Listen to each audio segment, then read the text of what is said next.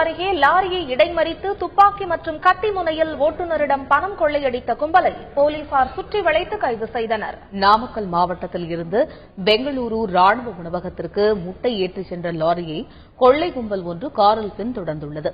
சேலம் மாவட்டம் ஓமலூரை அடுத்த ஜோடுகுழி அருகே சென்று கொண்டிருந்த பொழுது லாரியின் குறுக்கே காரை நிறுத்தி கொள்ளை கும்பல் கத்தி மற்றும் துப்பாக்கி முனையில் ஓட்டுநரை மிரட்டி பணத்தை பறித்துள்ளனர். ஓட்டுநரின் அலறல் சப்தம் கேட்டு அங்கு வந்த போலீசார் கொள்ளையர்கள் 3 பேரை சுற்றி வளைத்து கைது செய்தனர். அவர்கள் 3 பேரும் பெங்களூரு பகுதியைச் சேர்ந்தவர்கள் என்பது விசாரணையில் தெரியவந்தது. தப்பி ஓடிய 2 பேரை காவல்துறையினர் தீவிரமாக தேடி வருகின்றனர்.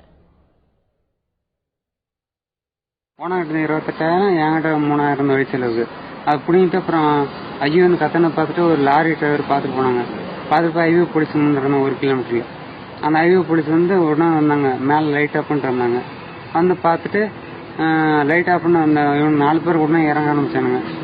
வண்டி அந்த காரை பிடிச்சோடனே போலீஸ் வந்தாங்க. என்கிட்ட வந்தாங்க. என்கிட்ட வரதை பார்த்துட்டு உடனே இறங்கி ஓடுது.